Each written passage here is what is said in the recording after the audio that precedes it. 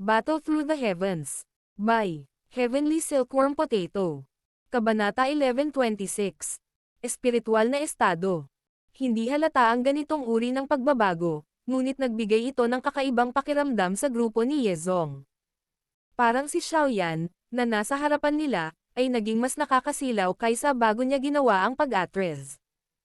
Medyo nagulat din ang Little Fairy Doctor at Tianwu Zunje dahil sa pagbabagong ito. Mabuti pa ang Little Fairy Doctor ngunit tila nag-isip ng malalim si Tianwu Zunje. Medyo nagulat si Xiaoyan nang makita ang napakaraming tao sa labas ng pinto pagkatapos niyang lumabas ng training room. Walang magawa siyang umiling at nagtanong.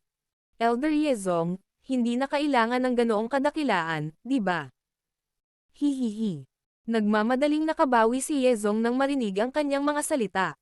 Tumawa siya bago iwinagayway ang kamay at pinaghiwa-hiwalay ang mga clan members na nagtipon dito. Nakangiting sinabi niya, Mr. Xiaoyan, sisimulan natin ang ating paglalakbay sa Holy Pill City bukas. Handa ka na ba? Tumanggaw si Xiaoyan. Hindi inaasahan na mabilis na lumipas ang oras sa kanyang pag-urong. Halos isang buwan na ang lumipas sa isang kisap mata. Mr. Xiaoyan, walang problema sa iyo, di ba? Napatingin si Yezong kay Xiaoyan. Tila malabo niyang naramdaman ang isang uri ng mahinang pressure kapag malapit siya kay Xiaoyan. Ang ganitong uri ng panggigipit ay tila nagmula sa kaibuturan ng kanyang kaluluwa, dahilan upang mahirapan siyang huwag pansinin. Inihayag ni Xiaoyan ang isang hindi tiyak na ekspresyon sa harap ng tanong ni Yezong. Kumunat ang noo niya at nagtanong. Ano ang maaaring mangyari sa akin? Sa paraan ng pagkilos ni Xiaoyan, tila hindi niya alam ang bahagyang pagbabago. Medyo natigilan si Yezong nang makita niya ang kawalan ng ugali ni Xiaoyan. Hindi kaya nagkamali siya. Hindi ka nagkakamali. Ang espiritual na lakas ng taong ito ay tila tumaas sa panahon ng pag-urong na ito. Sa wakas ay inilipat ni Tianwu Zunzi ang kanyang mga mata mula kay Xiaoyan. Nakangiti siya habang nagsasalita. Espiritual na lakas. Natigilan si Xiaoyan nang marinig niya ito. Agad niyang hinaplos ang kanyang baba at nag-isip. Ngayong binanggit mo ito, parang bigla kong nahanap na mas madali ang pagpino ng mga table task kung ihahambing sa dati. Bukod dito, ang kontrol ko sa apoy ay naging mas katangi-tangi din. Gayunpaman, hindi ba maaaring lumago lamang ang espiritual na lakas kapag tumaas ang antas ng isang tao? Ang aking lakas ay kasalukuyang nasa antas pa rin ng 4-star Daozang ay mas maunlad lamang ito kung ihahambing ito sa akin. Napatingin si Tianwu Zunze kay Xiaoyan na may kakaibang ekspresyon. Ilang sandali pa, sa wakas ay itinaas niya ang kanyang kilay at sinabi. Mukhang hindi ipinaalam sa iyo ng guro mong iyon ang tungkol sa mga bagay na may kinalaman sa espiritual na lakas. Ngunit ito ay natural lamang. Ang isang ordinaryong tao ay maaari lamang yumoko ayon sa napakahiwagang bagay na ito na kilala bilang ang kaluluwa.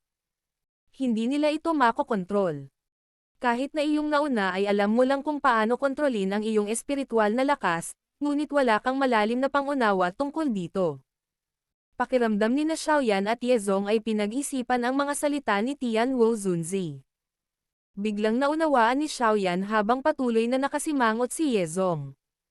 Ang argumentong ito ay isang bagay na nakita niya sa ilan sa mga sinaunang aklat sa angkan.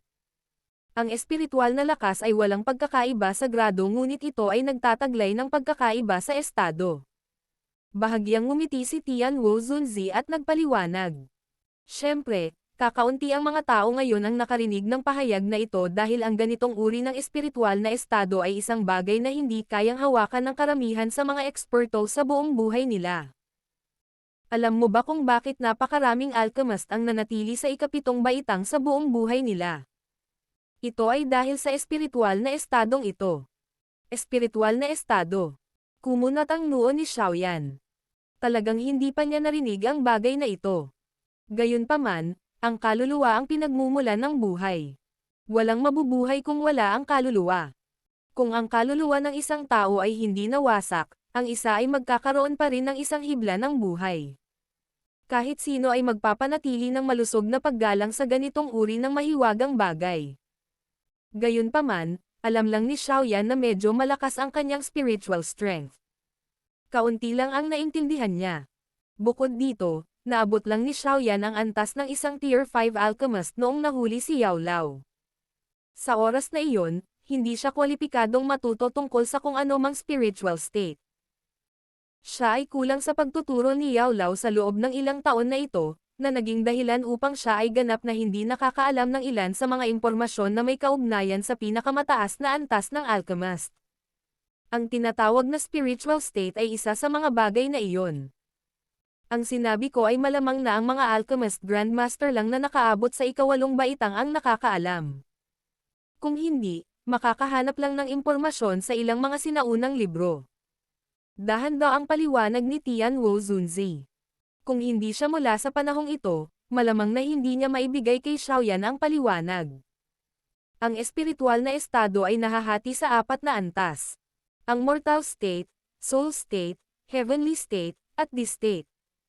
Karamihan sa mga tao, kahit na ang mga alchemist na nasa ibaba ng ikawalong baitang, ay nananatili sa mortal state. May kaunting pagkakaiba-iba lamang sa kapangyarihan sa pagitan ng espiritual na lakas ng karamihan ng mga tao. Noong nakaraan, ikaw ay nasa antas na ito ngunit mas malakas kaysa sa isang ordinaryong tao. Sa swerte, ang ilang Tier 7 alchemist ay maaaring malabo na mahawakan ang soul state.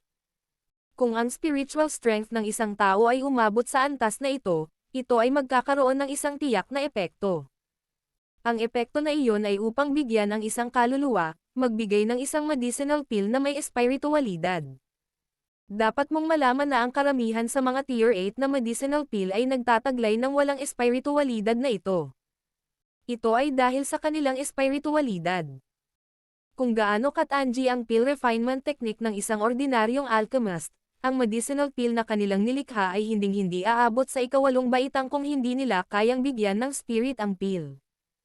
Heavenly state, dapat mong malaman na pagdating sa isang Tier 9 medicinal pill, ang katalinuhan nito ay hindi magiging iba sa isang ordinaryong tao. Ito ay katumbas ng isang uri ng paglikha, ang paglikha ng buhay.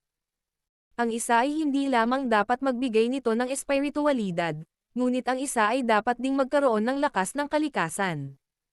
Upang makamit ito, kailangan ng isang tao na maabot ang pinakamakapangyarihang tao sa antas na ito. Kung tungkol sa this state, ito ay umiiral lamang sa mga alamat.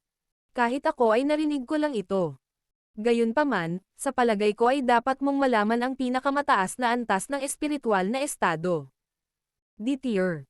Ang masasabi ko lang sa iyo ay ang estadong ito ay nauugnay sa D-tier na gamot na tableta. Ang D-tier na gamot na tableta ay nauugnay sa maalamat na Daudi. Gayunpaman, hindi alam kung gaano karaming mga tao ang nabigo na maabot ang estado na ito. Nanghihinayang ang boses ni Tian Wu Zunzi nang matapos siyang magsalita. Gayunpaman, hindi na naramdaman ng grupo ni Xiaoyan ang panghihinayang sa kanyang boses.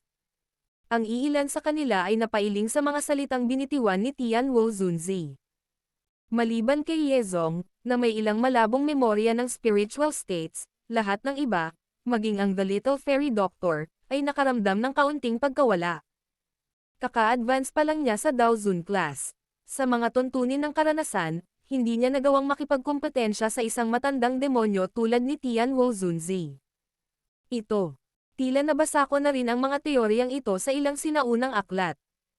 Gayunpaman, hindi nila ito inilarawan ng detalyado tulad ng matandang Ginoong Yao.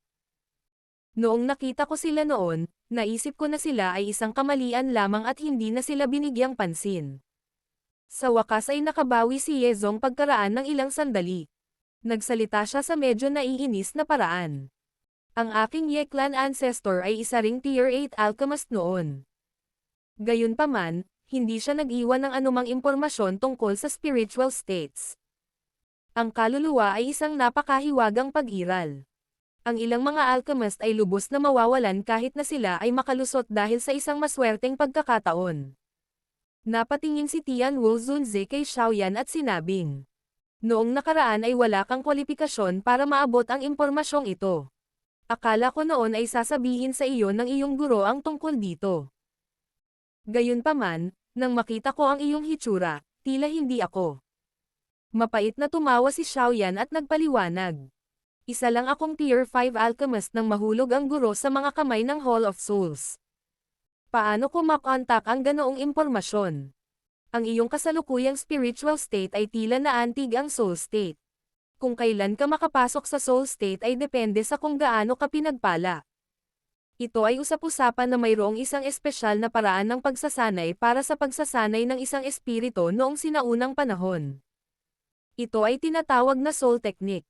Gayunpaman, ito ay malinaw na nawala dahil kahit ako ay hindi kailanman nakakita ng anumang bagay tungkol sa tinatawag na soul technique.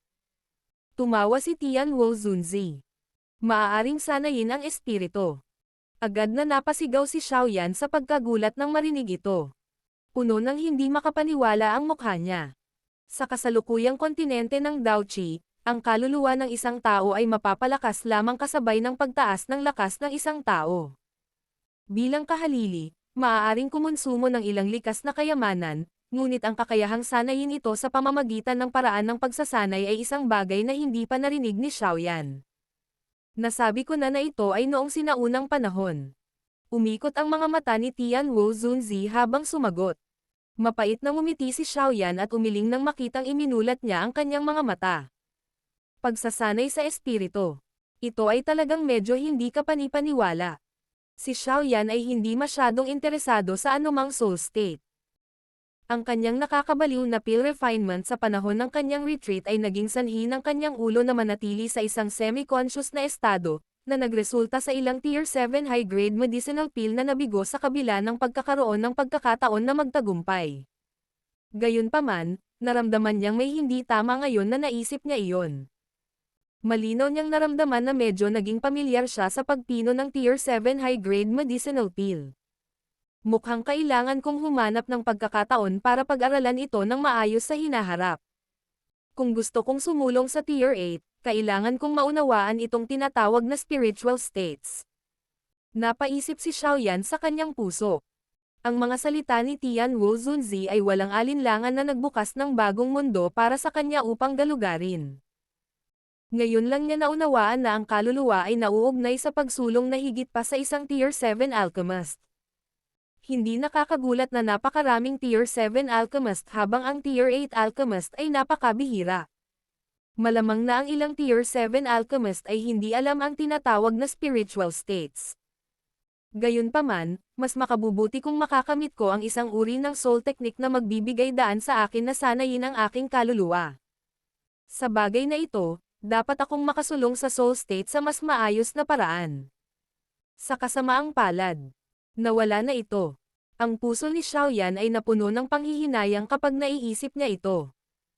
Ang pagkawala ng mga soul technique na ito ay maaaring ang pangunahing dahilan kung bakit nahirapan ang kasalukuyang henerasyon ng mga alchemist na sumulong sa Tier 8. Siguro kung ang Peel Tower ay nagtataglay ng soul technique.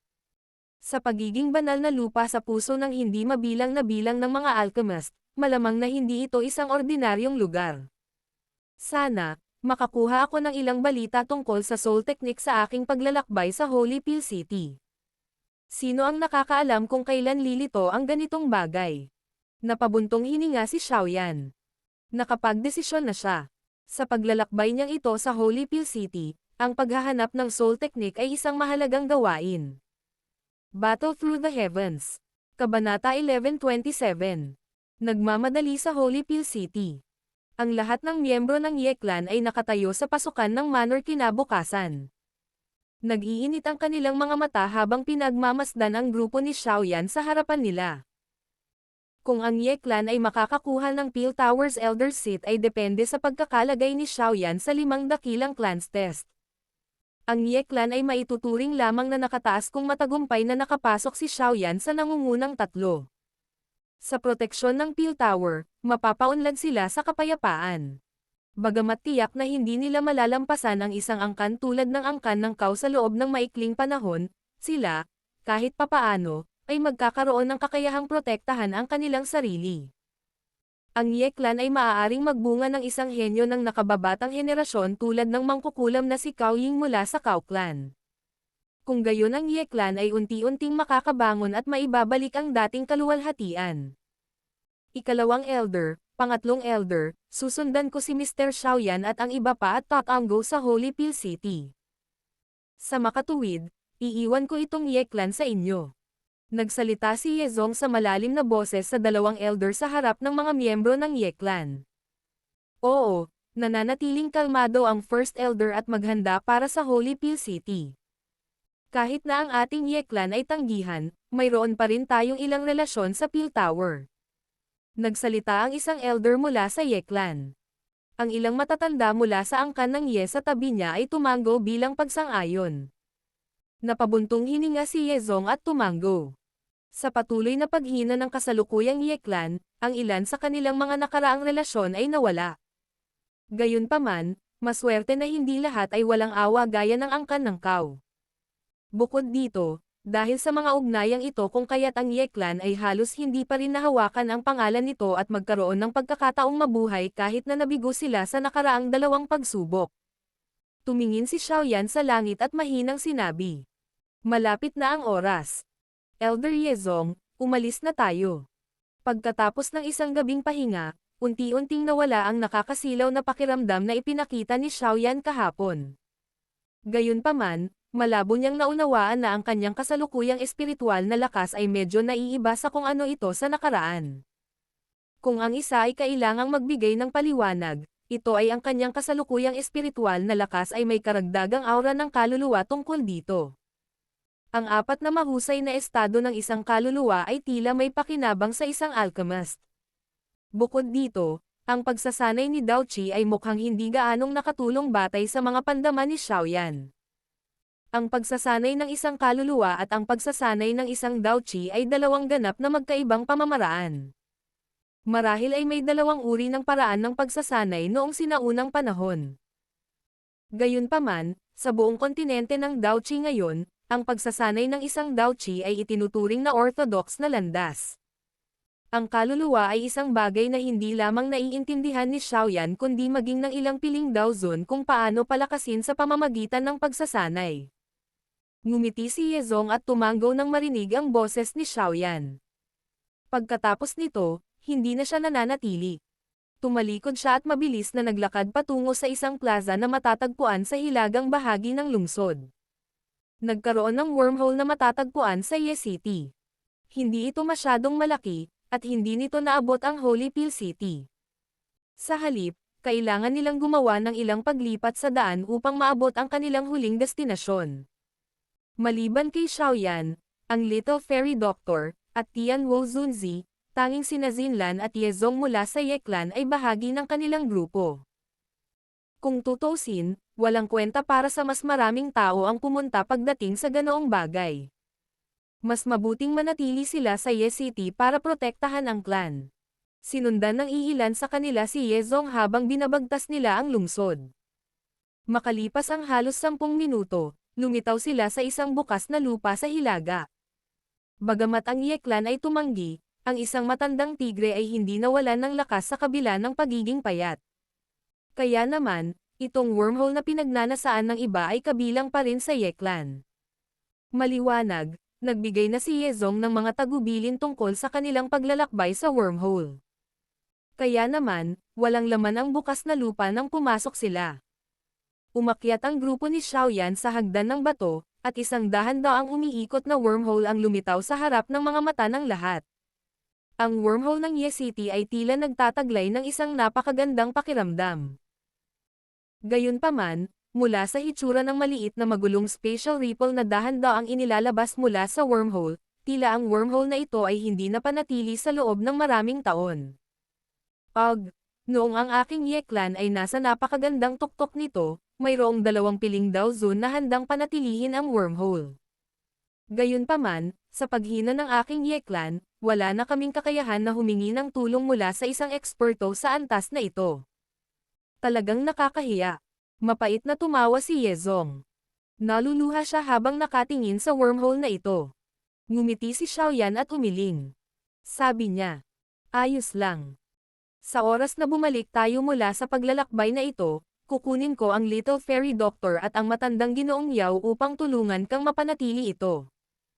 Kung ganoon, magpapasalamat ako sa inyong tatlo. Lumipat na tayo. Tumango si Yezong na may kaunting pasasalamat. Pagkatapos nito, naglabas siya ng isang medyo komplikadong hitsura, maliit, itim na bangka mula sa kanyang storage ring. Pinunasan niya iyon ng kamay niya bago siya dahan-daang humakbang. Pagkatapos nito, pumasok siya sa dahan-daang umiikot na itim na wormhole. Sumunod si Xiaoyan at ang iba pa. Lumitaw ang grupo ni Xiaoyan sa loob ng tahimik na spatial tunnel. Inihagis ni Yezong ang maliit na itim na kulay na bangka, at pumailan lang ito kasabay ng hangin, na naging isang napakalaking bangka. Ang spaceboat na ito ay ang pinakamarangyang bangka na nakita ni Xiaoyan mula nang pumasok siya sa Central Plains. Sa hitsura nito, itong si Yezong ay talagang gumastos ng malaki para makuha ito. Ang ilang mga figure ng tao ay tumalon papunta sa napakalaking bangka. Pagkatapos nito, hinaplos ni Yezong ang harapan ng bangka sa pamilyar na paraan. Isang pabilog na energy light barrier ang kumalat, na bumabalot sa bangka sa loob nito. Agad na yumanig ang bangka at biglang bumilis. Sa isang swoosh na tunog, lumipad ito sa tila walang katapusang wormhole. Ang Ye City ay walang wormhole na direktang humahantong sa Holy Pill City. Kaya, maaari lamang tayong magtungo sa isang lungsod na tinatawag na Qinling City. Ang wormhole mula sa lungsod na iyon ay makakarating sa Holy Pill City. Lumingon si Yezong at nakangiting nagsalita sa grupo ni Xiaoyan sa bangka. Nangangailangan ng 3 araw upang marating ang Qinling City mula sa lugar na ito, at aabutin ito ng humigit kumulang 4 na araw mula sa Qinling City hanggang sa Holy Pill City. Sa makatuwid, makakarating tayo sa Holy Pill City sa mga 7 o 8 araw. Dapat magpahinga kayong lahat sa bangka sa panahong ito. May mga individual na kwarto sa loob ng bangka. Ipaubaya sa amin ni Zinlan ang usapin ng pagkontrol sa spaceboat. Walang sinabi ang grupo ni Xiaoyan tungkol sa mungkahi ni Yezong.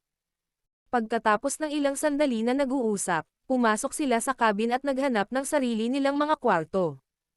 Ang paglalakbay sa wormhole ay mapait at tahimik. Gayunpaman, hindi nito pinuproblema ang grupo ni Xiaoyan, na sanay sa malungkot na pagsasanay. Si Xiaoyan ay nanatili sa kanyang sariling silid sa loob ng ilang araw na paglalakbay, pinag-aaralan ang kanyang espiritual na lakas. Pagkatapos makinig sa sinabi ni Tian Wu Zunzi kahapon, naging mas curious si Xiaoyan tungkol sa kaluluwa. Gayunpaman, ang pagsusuring ito ay walang anumang resulta. Nahirapan si Xiaoyan na maramdaman ang mahiwagang kondisyon na pinasok niya habang nagpipino ng mga table tasks ilang araw na ang nakalipas. Gayunpaman, ang isang magandang bagay ay naramdaman ni Xiaoyan ang pagbuti sa mga gamot na na-refine niya ngayon kumpara sa dati. Alam niya na ang pagpapahusay na ito ay dapat na nauugnay sa kanyang kaluluwa. Bagamat ang kanyang pagpasok sa estadong iyon noon ay hindi pinahintulutan ang kaluluwa ni Xiaoyan na ganap na umunlad sa estado ng kaluluwa, ito ay, kahit papaano, ay nagbigay daan sa kanyang espiritu na magkaroon ng karagdagang soul aura kung ihahambing sa isang ordinaryong mortal na estado.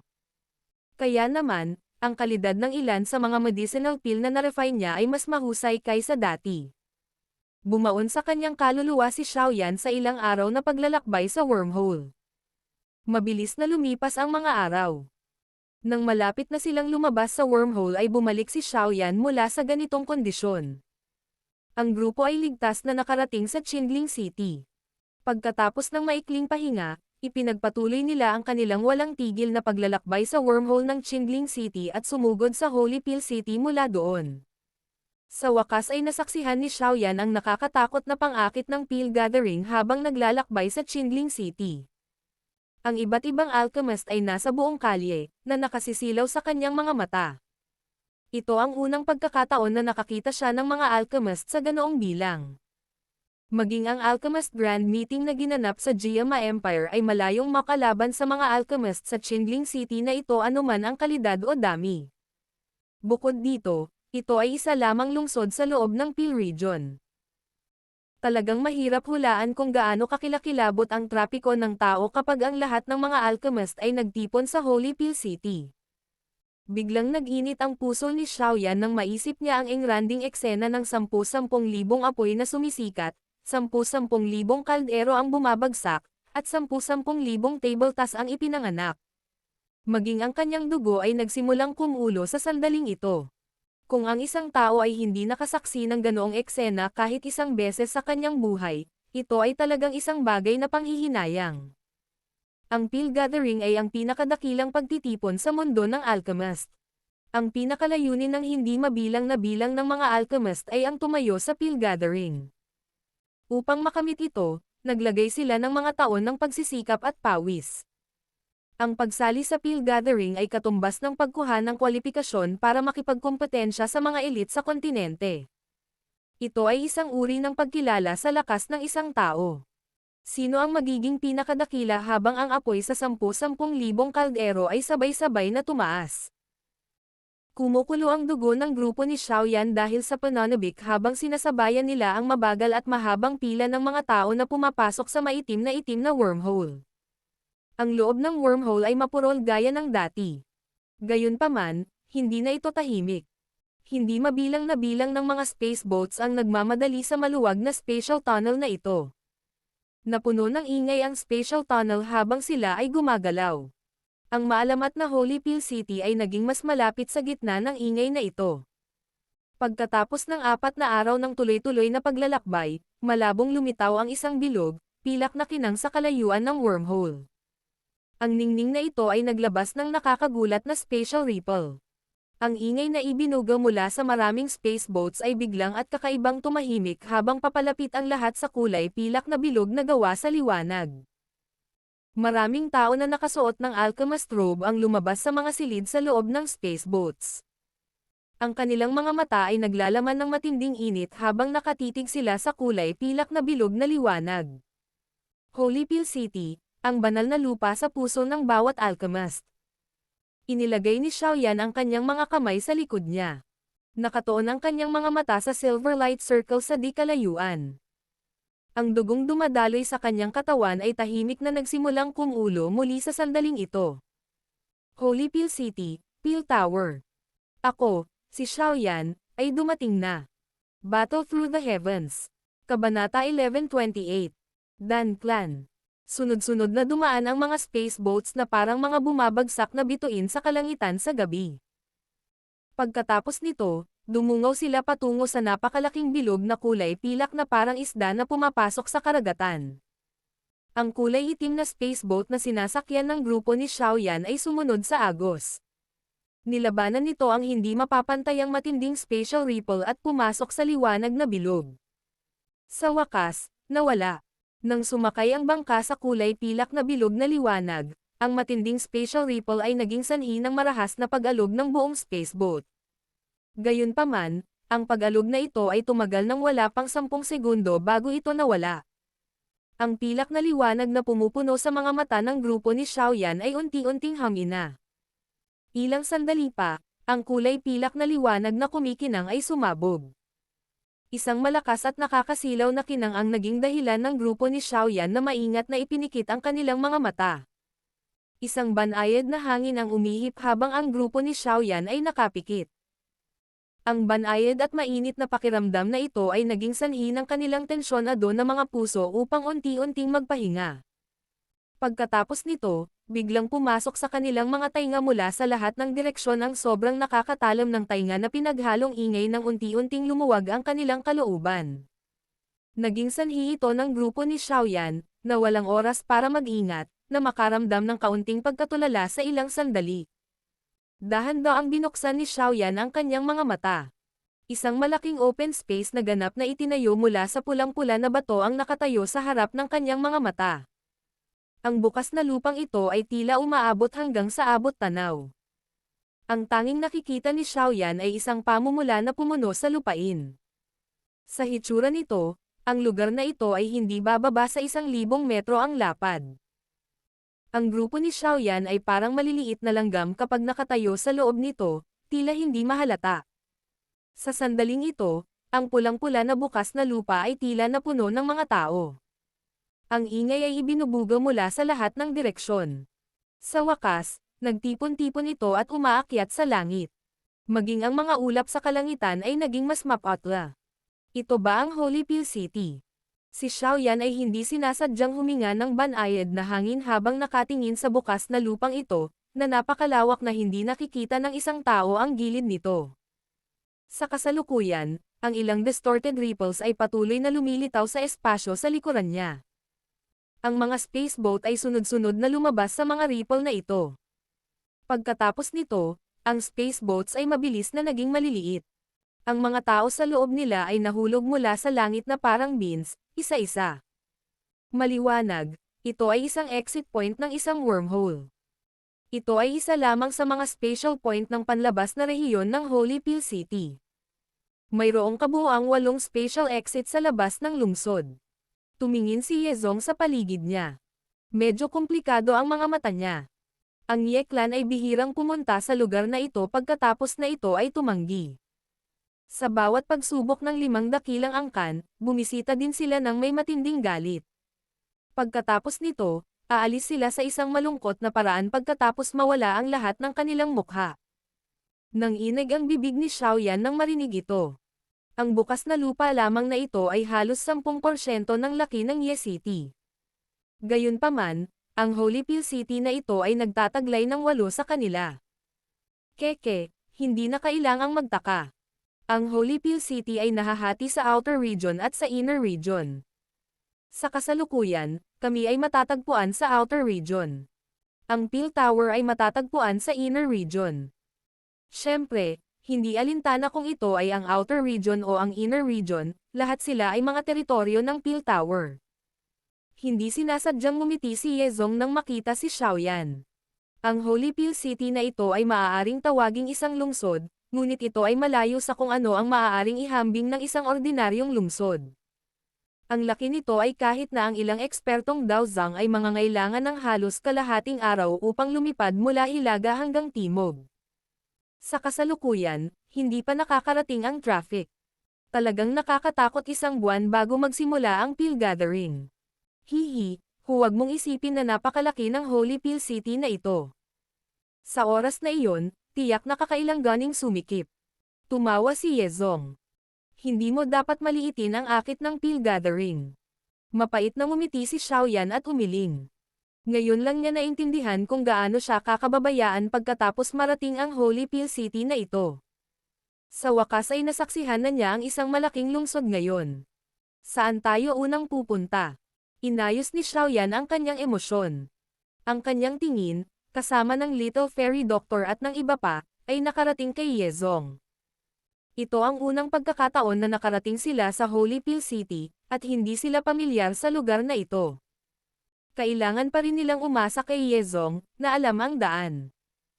Ang pagsubok para sa 5 dakilang angkan ay magaganap ilang araw mula ngayon.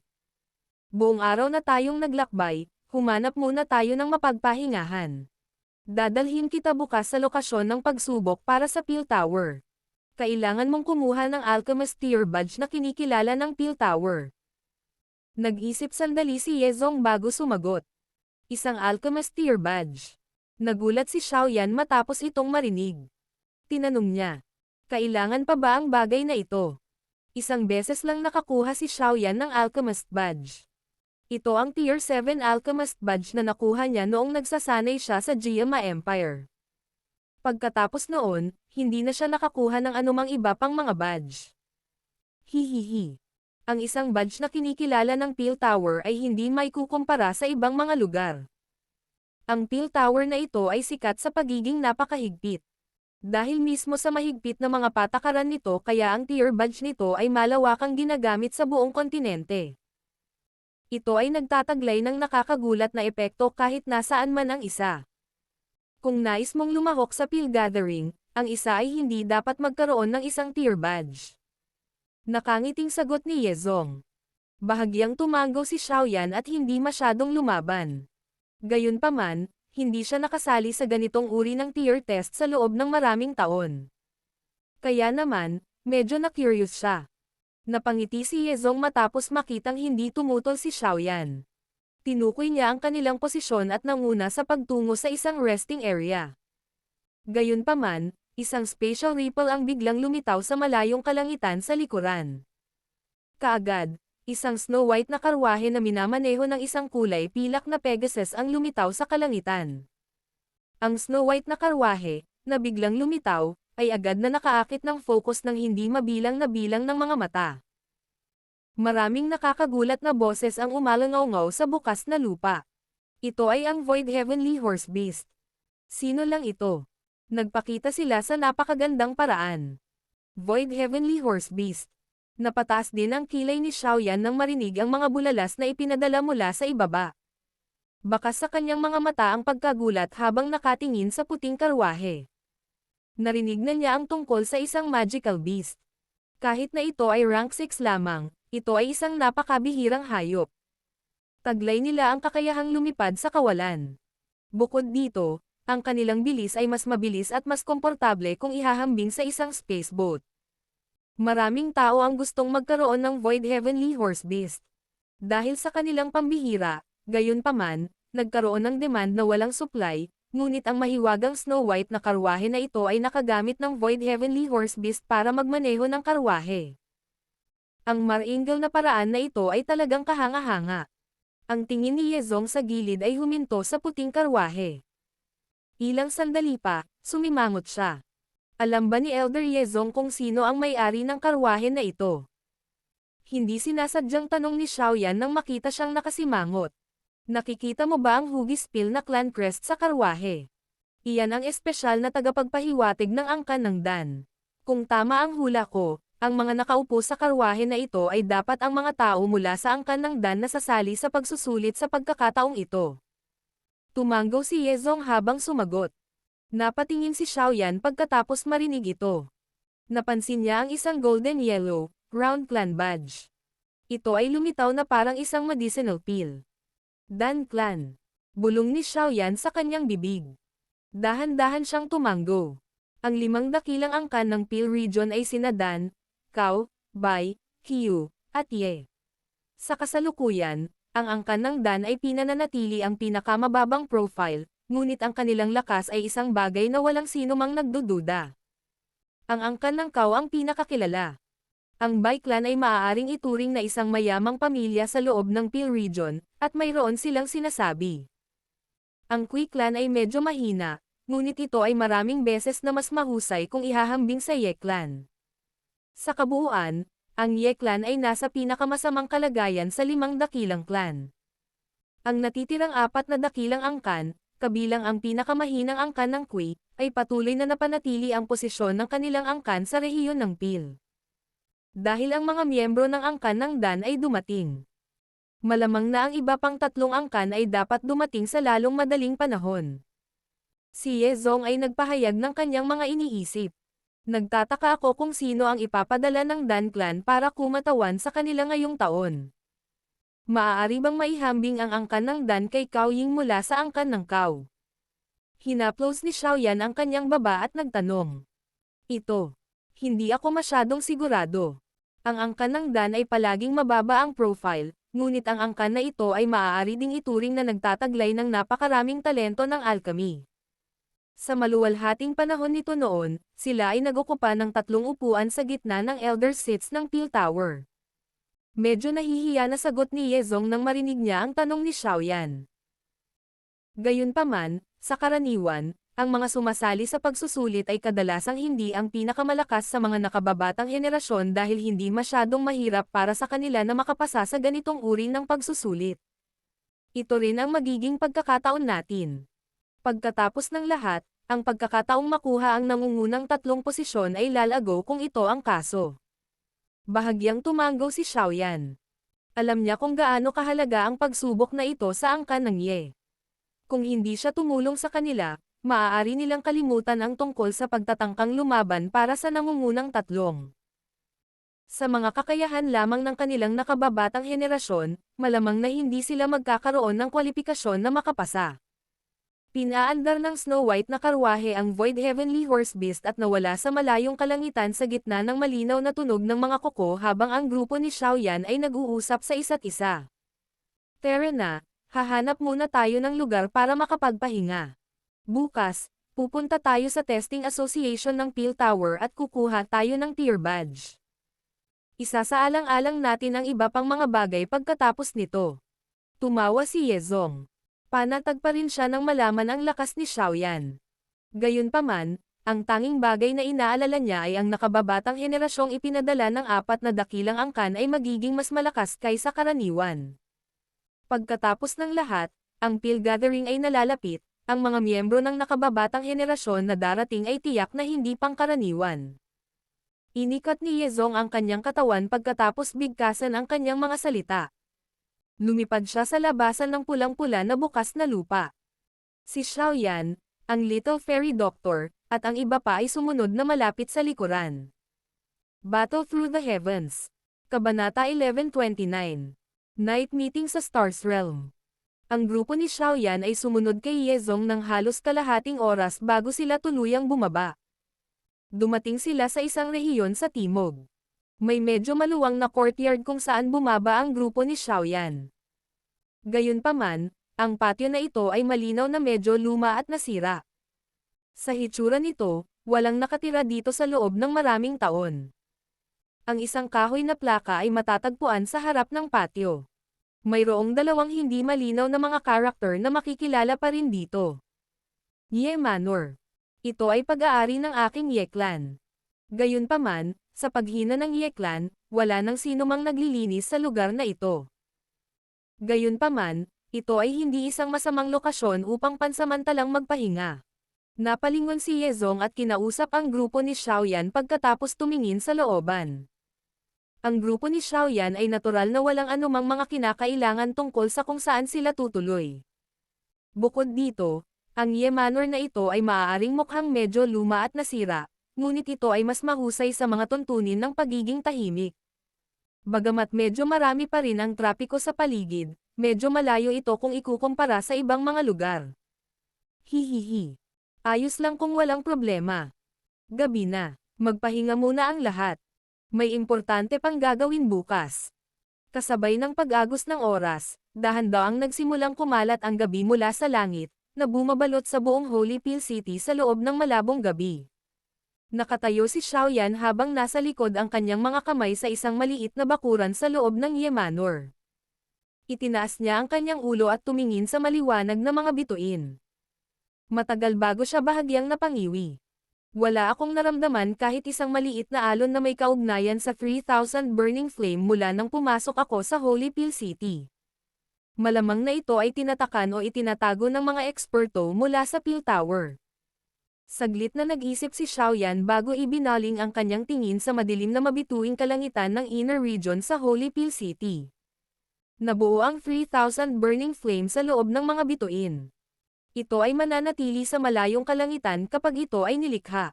Kung tama ang hula ni Xiaoyan, ang 3,000 burning flame ay dapat nasa starry sky ng Holy Peel City inner region. Palihim talaga ang mga kakayahan ng Peel Tower. Mukhang tama lang na ruta ang tatahakin ko. Marahang antong hininga si Xiaoyan sa kanyang puso. Tatalikod na sana siya at babalik sa kwarto niya nang gumalaw ang tenga niya. Nilinggan niya ang kanyang ulo at tumingin sa pinto sa bakuran. Ang Little Fairy Doctor ay tahimik na nakatayo doon na nakasuot ng puting damit. Ang liwanag ng buwan mula sa langit ay kumalat at dumapo sa kanyang katawan. Siya ay lumitaw na parang pilak na sinulid na may karagdagang kaakit-akit na pagkaakit. Hindi ka pa ba magpapahinga? Nagulat si Xiaoyan nang makita niya ang Little Fairy Doctor. Tapos ngumiti siya at nagtanong. Inutusan ako ni Zun-er na protektahan ka ng maayos bago siya umalis. Paano ako titigil sa pagtatrabaho bago ka magpahinga? Sagot ng Little Fairy Doctor na may matamis na ngiti. Hindi napigilan ni Xiaoyan ang pagtawa nang marinig ang matalas na salita ng Little Fairy Doctor. Siya ay walang alinlangan na naging mas masayahin pagkatapos malutas ang isyo ng Woeful Poison Body. Hindi dapat magkaroon ng anumang problema sa iyong Woeful Poison Body, di ba? Pinag-aralan ni Xiaoyan ang Little Fairy Doctor, na dahan-daang humahakbang sa liwanag ng buwan, bago siya nagtanong sa paraang nag-aalala. Ayos lang ito. Kasalukuyang may laso na kasing laki ng hinlalaki ni Dan sa loob ng katawan ko. Lahat ng Woeful Poison Chi sa loob ng katawan ko ay pinipigilan sa loob nito. Ang kasalukuyang ako ay ganap na nakontrol ito. Nag-isip sandali ang Little Fairy Doctor bago sumagot. Mabuti iyan. Tutulungan lang kita hanggang sa puntong ito. Makakaasa ka lang sa iyong sarili sa kung ano ang gusto mong gawin sa hinaharap. Gayunpaman, ang Woeful Poison Body ay hindi isang ordinaryong konstitusyon. At saka, wala pang sino mang ganap na makakontrol sa Woeful Poison Body sa nakaraan. Kaya, hindi ko alam kung paano ang pagdadalisay ng isang poison dan ay makakaapekto sa iyo sa hinaharap. Bahagyang ngumiti ang Little Fairy Doctor. Nilinggan niya ang kanyang mga mata at biglang nagtanong. Nasabi mo na ba kay Zon-er ang tungkol kay Kailin? Natigilan si Xiaoyan nang marinig ito. Nakaramdam agad siya ng konting hiya habang umiiling na may mapait na ngiti. Ang usapin tungkol kay Kailin ay isang pagtatagpo lamang na puno ng pagnanasa. Pagkatapos ng insidenteng iyon, unti-unting naunawaan ni Xiaoyan ang babaeng ito sa pamamagitan ng kanilang pagtatagpo. Kailangan niyang aminin na nagsimula na siyang makaramdam ng masalimuot na pakiramdam para sa malamig ngunit kaakit-akit na Reyna Medusa na ito. Ito ay lalo na ang kaso hinggil sa si Kailin ay pinaghihinalaang buntis. Ilang taon na ang nakalipas mula noong umalis si Xiaoyan sa Jiama Empire. Kung talagang buntis si Kailin, batay sa mga patakaran ng pagbubuntis ng Snake People Race, sa kasalukuyan, malamang na ang maliit na si Xiaoyan ay ipinanganak na. Ang puso ni Xiaoyan ay muling nakaramdam ng sobrang komplikadong pakiramdam sa pag-iisip tungkol dito. Mukha siyang masaya ngunit malungkot. Nagsama-sama ang iba't ibang emosyon, na tila nabasag ang mga bote ng 5 panlasa. Hindi matukoy ng isa ang asim, tamis, pait, maanghang. Kapag nakarating ang bangka sa tulay, magkakaroon ng paraan. Kapag nakita ko si Zon-er sa susunod, sasabihin ko sa kanya ang mga bagay na iyon. Umiling si Xiaoyan. Pinakalma niya ang sarili niyang emosyon at bumantong hininga. May mga bagay na natural na hindi ko kayang itago. Hindi bihira para sa isang lalaki na magkaroon ng maraming asawa at asawa sa kontinente ng Daochi. Sa palagay ko ay hindi takutol si Zon-er. Naaaliw ang Little Fairy Doctor nang makita ang pag-aalala ni Xiaoyan. Mapait na ngumiti at tumanggo si Xiaoyan sa harap ng kaginhawaan ng Little Fairy Doctor. Si Zon-er ay hindi isang ordinaryong babae. Talagang nagtataglay siya ng posisyon sa loob ng guklan na nahihirapang isipin ng ibang tao. Kung hindi siya mapoprotektahan ng 2 piling Dao Zone sa lahat ng oras. Kahit na pumayag si Zon-er pagdating ng oras, malamang nagagamitin ito ng guklan bilang dahilan para hadlangan sila. Binago ng Little Fairy Doctor ang paksa ng pag-uusap matapos makita na si Xiaoyan ay walang intensyon na magsalita patungkol sa bagay na ito. Umupo silang dalawa sa batong hagdan sa harap ng isang silid, itinaas ang kanilang mga ulo, at pinag-aralan ang walang katapusang mabituing kalangitan. Maraming taon na ang lumipas mula noong magkasama nating pinagmamasdan ang kalangitan sa gabi. Gayunpaman, ang kalangitan sa gabi sa maliit na lambak na iyon malapit sa bayan ng Qingshan ay mas maganda pa rin. Matapos ang mahinang pakikipag-usap sa mahabang panahon, ang Little Fairy Doctor ay marahang isinandal ang kanyang magandang katawan sa isang pier ng bato sa gilid. Dahan-daang pumikit ang mga mata niya habang mahinang umungol. Nakatulog talaga siya. Bahagyang nagulat si Xiaoyan. Nilinggan niya ang magandang mukha na puno ng init. Noon, sila ay nagsusumikap sa kanilang sariling mga target. Sa kasalukuyan, naabot na nila ang taas na hinding-hindi nila maiisip noon. Sasamahan kita na panoorin ang kalangitan sa gabi doon sa sandaling bumalik tayo sa Jiama Empire. Ang magandang mukha ng Little Fairy Doctor ay unti-unting naging maamo, parang narinig niya ang malambot na boses ni Xiaoyan. Naglabas si Xiaoyan ng isang malaki at itim na damit mula sa kanyang storage ring. Marahan niya itong ginamit para takpan ang maselang katawan ng Little Fairy Doctor. Dahan-dahan din siyang bumangon at 2 hakbang pasulong. Itinaas niya ang kanyang ulo, tumingin siya sa maliwanag na mabituing kalangitan. Habang nakatutok siya ng mabuti sa langit ay may bigla siyang natuklasan. Kung ikukumpara sa kabilang night sky, ang night sky na ito ng Holy Pill City ay tila puno ng espiritualidad. Napakunot ng noo si Xiaoyan. Inilagay niya ang 2 kamay sa likod niya habang tahimik siyang nakatayo sa ilalim ng malawak at walang katapusang mabituing kalangitan. Si Xiaoyan ay nakatayo ng halos 2 oras. Sa loob ng 2 oras na ito, nanatiling hindi gumagalaw ang kanyang katawan, na tila isang estatwa. Pinagmasdan ng dalawa niyang mata ang mga kumikislap na bituin sa langit. Ang poster niyang ito ay umabot lamang sa 3 oras na marka nang ang sulok ng bibig ni Xiaoyan ay biglang umangat sa bahagyang arko. Dahan-dahan niyang ipinikit ang kanyang mga mata. Ang espiritual na lakas ni Xiaoyan ay kumakalat mula sa pagitan ng kanyang mga kilay na parang tubig baha sa sandaling ipikit niya ang kanyang mga mata. Ang kanyang maringal na espiritual na lakas ay bumungad. Pagkatapos nito, umabot ito sa maliwanag na mabituing kalangitan. Ang espiritual na lakas ay nakalahad sa kalangitan tulad ng isang alon ng tubig.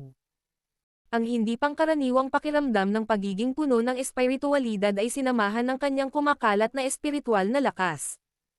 Tahimik itong naglagay ng hindi malinaw na imprint sa malawak na espiritual na lakas ni Xiaoyan na parang isang misteryosong selyo. Si Xiaoyan, na nakapikit, ay hindi nakatuklas na ang kanyang ganap na tahimik na katawan ay nagsimulang magbuga ng mahinang fluorescent na glow sa sandaling ito. Ang ganitong uri ng fluorescent glow ay lubhang mahiwaga. Hindi ito makita ng mata ng isa. Sa halip, dapat gamitin ng isa ang kanyang espiritual na lakas upang madama ito. Ang medyo lantang dilaw na damo sa paligid ng katawan ni Xiaoyan ay nagsimulang mawala ang lantang dilaw na kulay sa ilalim ng ningning ng mahinang fluorescent na ningning na ito. Tahimik na lumitaw ang mga buds, dahilan upang lumitaw itong puno ng espiritualidad. Sa sandaling ito, natural na hindi alam ni Xiaoyan ang tungkol sa mga pagbabago sa kanyang katawan. Sa paglaganap ng kanyang espiritual na lakas, lumaki ang malabong imprint na iyon. Ang kaluluwa ni Xiaoyan ay tila naliligo sa ilalim ng mainit na sikat ng araw sa harap ng lumalalim na nagbabagang imprint, na nagdulot sa kanya ng isang kakaibang pakiramdam ng kaginhawaan. Ang pagkalat ng kanyang espiritual na lakas ay nagpatuloy sa hindi kilalang tagal ng panahon. Bigla itong tumalon sa hindi malamang lugar at biglang yumanig.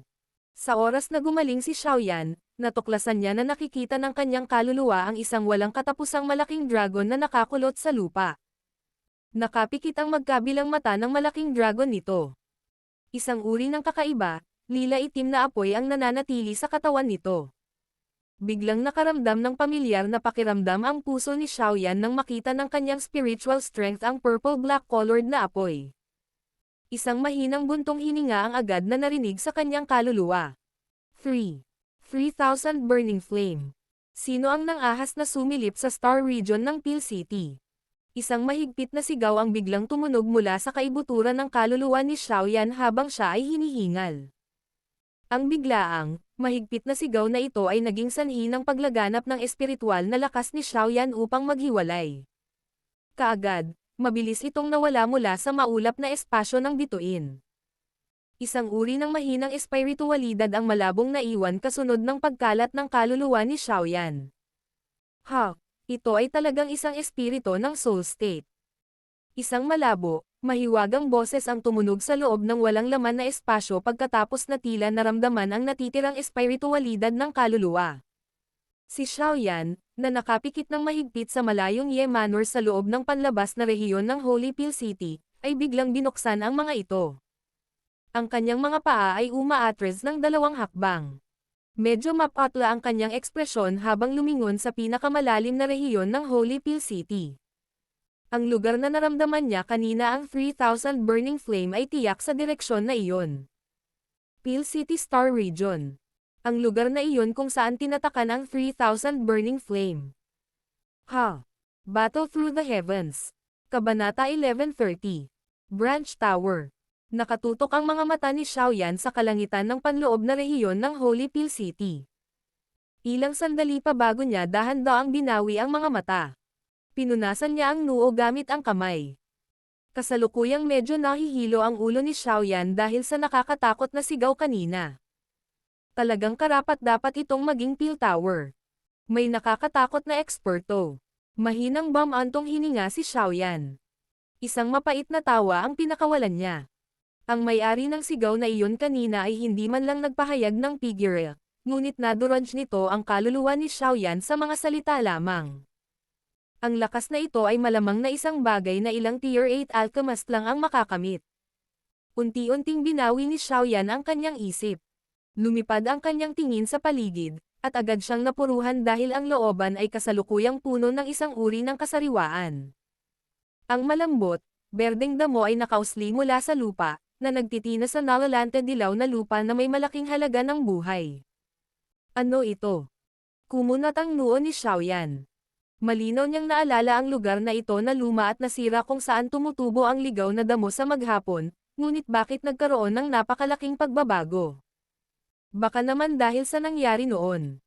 Biglang pinag-isipan ni Xiaoyan ang pagbabago pagkatapos na lumitaw ang ideyang ito sa kanyang puso. Noon, ginabayan siya ng mabituing kalangitan na ito, at tila malabo siyang pumasok sa isang misteryosong estado. Bahagyang ipinikit ni Xiaoyan ang kanyang dalawang mata nang maisip niya ito. Ilang sandali pa, bigla niya itong binuksan. May ilang gulat at saya na mahirap itago sa kanyang mga mata. Ang espiritualidad na nasa loob ng aking kaluluwa ay tila mas siksik kung ihahambing sa dati. Si Xiaoyan ay lubhang hindi pamilyar sa tinatawag na soul state na ito. Hindi niya alam kung paano niya mapapalakas ang espiritualidad sa loob ng kanyang kaluluwa. Sa makatuwid, maaari lamang siyang umasa sa paminsan-minsang pagpasok sa isang natatanging kondisyon upang mapabuti. Gayunpaman, ang ganitong kondisyon ay isang bagay na maaari lamang niyang makaharap ngunit hindi hanapin. Maliban sa oras na nag-refine siya ng mga table tasks hanggang sa mabaliw siya, ngayon lang ito lumitaw. Ano man ang kaso, ang paglago ng espiritualidad sa loob ng kaluluwa ni Xiaoyan ay itinuturing na isang magandang bagay sa kanya. Batay sa bilis na ito, malamang na makaka-advance ako sa tinatawag na soul state kung papasok ako sa isang misteryosong kondisyon ng ilang beses pa. Kung ganoon nga ang kaso, magiging kumpiyansa ako sa pill gathering na ito. Dahan-daang inunat ni Xiaoyan ang kanyang tamad na baywang matapos maramdaman ang ginhawa mula sa espiritualidad na pumupuno sa kanyang kaluluwa. All this while, siya ay nagkakaroon ng sakam na pag-iisip. Habang si Xiaoyan ay nakakaramdam ng kagalakan sa pagtaas ng espiritualidad sa loob ng kanyang kaluluwa, mayroong impormasyon na dumadaloy sa loob ng isang bakanteng espasyo sa malayong panloob na rehiyon ng Holy Pill City. Pagkatapos nito, palitan ang impormasyon. May isang taong sumilip sa Star Region kanina. Gayunpaman, mabuti na lang at hindi niya nagising ang 3,000 Burning Flame. Kung hindi, magkakaroon na naman ng problema. Isang matanda na boses ang dahan-dahang tumunog sa loob ng kawalan. Natuklasan mo na ba kung sino iyon? Hindi, gayunpaman, ang espiritual na lakas ng taong ito ay medyo malakas. Batay sa aking hula, siya ay malamang na isang Tier 8 alchemist na nakapasok sa soul state. Pwede bang isang taga Hall of Souls? Interesado talaga sila sa 3,000 Burning Flame. Base sa ilang impormasyong nakuha ko, magpapadala ang Hall of Souls ng isang tao para sumali sa pill gathering na ito. Kung pahihintulutan silang makakuha ng pwesto sa nangungunang 10, malamang naaaksyon sila sa 3,000 Burning Flame. Biglang may mahinang boses. Hindi ko alam. Bagamat nabasag ko na ang kaluluwa ng taong sumilip, isa lamang itong tipak ng kaluluwa. Hindi ito nagdulot ng malaking pinsala sa aktwal na tao. Palakasin ng kaunti ang mga depensa. Lalong lalakas ang 3,000 Burning Flame habang sinisipsip nito ang liwanag mula sa mga bituin. Imposibleng ipagpatuloy natin ang pagsasara nito. Gayunpaman, ang sama ng loob nito ay napakatindi. Kapag naalis na ang selyo, malamang na ang buong Holy Pill City ay mawawasak nito. Ito ay ang pinakamahusay na kung sino man ang makakasupol nito, syempre, ang hindi tulad ng Hall. Napakaraming kaluluwa ng mga alchemist sa kontinenteng ito ang damapo sa kanilang mga kamay. Yung mga kasama sa Hall of Souls. Ano ba talaga ang pinaplano nilang gawin? Napakaraming espiritual na katawan ang nakuha nila. Medyo hindi ako mapalagay. Naging katahimikan ang paligid matapos magsalita ang taong ito. Ito ay usap-usapan na kahit si Yao Chen ay napunta sa mga kamay ng Hall of Souls. Nagpatuloy ang katahimikan ng ilang sandali bago dahan-daang tumunog ang isang mahina at malalim na matandang boses. Yao Chen ha. Napakalayong pangalan. Sa orihinal, dapat ay mayroon din siyang upuan sa ating tatlong dakilang pinuno ng Pill Tower. Gayunpaman, wala dito ang kanyang isip. Ang mga taong iyon mula sa Hall of Souls ay talagang sobra-sobra. Sa palagay ko ay narinig na ninyong lahat ang malaking labanan sa loob ng Peel Region dati. Balitang-balita na mayroong isa sa kanila na disipulo ni Yao Chen. Ha. Ang disipulo ni Yao Chen ha. Gusto ko talagang makilala siya. Sa pagiging mapili ng napakapiling taong iyon na maging disipulo, malamang na nagtataglay siya ng napakahusay na kakayahan. Nagtataka ako kung paano niya maihahambing sa angkan ng Kao at ang angkan ng Dan. Ang dalawang iyon ay parang halimaw na klase. Batay sa kanilang momentum, malamang na magkakaroon sila ng kwalipikasyon na maging susunod na mahusay na pinuno ng Peel Tower makalipas ang isang siglo. Kalimutan mo na ito. Hindi na kailangang mag-abala tungkol sa anumang bagay. Magsisimula na ang Peel Gathering. Dapat nating ayusin ito ng maayos. Kung tungkol sa Hall of Souls, maaaring malakas sila, ngunit hindi nila magagawa ang gusto nila. Kung matuklasan ang anumang mga pagsasabuatan na nakakapukaw ng kaluluwa, ang angkan ng Gu at ang ilan sa mga nakatagong sinaunang paksayon ay hindi papayag na pigilan sila sa ikalawang kaluluwa. Ang mga kamay ng Hall of Souls magpakalat muna tayo sa panahong ito. Oo. Matapos tumunog ang boses na ito, ang pag-uusap sa pagitan ng mga dakilang pinuno ng Peel Tower ay dahan-daang natapos sa ilusyonaryong espasyong ito. Nang magising ang munting diwata na doktor mula sa kanyang mahimbing na pagkakatulog kinaumagahan, medyo nagulat siya nang makita ang tagpo ng tagsibol sa loob ng patio. Nagising ka na. Si Xiaoyan, na nagsasanay sa isang malaking bato, ay nagmulat din ng kanyang mga mata sa sandaling ito. Tumingin siya sa Little Fairy Doctor, ngumiti at nagtanong. Bahagyang ngumiti ang Little Fairy Doctor. Tumayo siya at gamulong pababa ang itim na robe sa kanyang katawan. Bahagyang nanginig ang kanyang katawan nang makita ang roba. Pagkatapos nito, tumingkayad siya at kinuha ang itim na damit. Dahan-dahang hinaplos ng kamay niya ang roba habang may init na dumampi sa kulay abolilang mga mata niya. Mr. Xiaoyan, nagising ka na ba? Isang matandang boses ang umalangaw-ngaw mula sa labas ng bakuran. Lumitaw ang figure ni Yezong sa pintuan. Napangiti siya nang hindi sinasadya nang makita niya si Xiaoyan at ang Little Fairy Doctor sa loob. Bumaba si Xiaoyan mula sa bato at nakangiting nagtanong. Aalis na ba tayo? Tumanggaw si Yezong at sumagot. Tara na, dadalhin kita sa test location ng Peel Tower para makakuha ng tier badge na kinikilala ng Peel Tower. Maaaring manatili rito ang Little Fairy Doctor at ang iba pa. Hindi na nila kailangang sumunod sa oras na ito. Ang Little Fairy Doctor ay nag-alinlangan sandali nang marinig ito. Tumingin siya kay Xiaoyan. Nang itagilid niya ang kanyang ulo ay marahang nasabi niya. Dapat mag-ingat kayong dalawa. Ngumiti si Xiaoyan. Nakipag-ugnayan ang kanyang mga mata kay Yezong saglit bago tumalikod at lumabas ng Ye Manor. Sinundan ni Xiaoyan si Yezong. Naglakad sila ng humigit kumulang 10 minuto pagkatapos umalis sa Ye Clan bago sila tuluyang huminto sa harap ng isang sinaunang batong tore sa labas ng lungsod ng Holy Peel City. Ang hindi mabilang na bilang ng mga alchemist ay dumarating at lumalabas sa batong tore na ito. Ang ingay ay napalitan ng maraming alon na nagkahiwa-hiwalay. Ito ay isang branch tower na itinatag ng Peel Tower. Ito ay katulad ng mga branch association ng ilang Empire's Alchemist Association. Pinangunahan ni Yezong si Xiaoyan habang sinusundan nila ang daloy ng tao sa sinaunang Stone Tower habang siya ay mahinang nagpapaliwanag. Inilibot ni Xiaoyan ang kanyang tingin sa loob ng Stone Tower pagkatapos makapasok. Ang loob ay hindi inaasahang maluwang at hindi mas maliit sa punong tanggapan ng Alchemist Association sa Jiama Empire. Sa sandaling ito, ang loob ng tore ay may napakaraming alchemist na nakasuot ng iba't ibang alchemist robe, na kumakatawan sa iba't ibang tier, habang sila ay nag-shuffle sa paligid ng tore. Ang hilaga ng tore ay isang lugar ng transaksyon. Maraming alchemist ang magpapalitan ng mga sangkap na panggamot, mga tabletang panggamot, at iba pa. Na kailangan nila doon.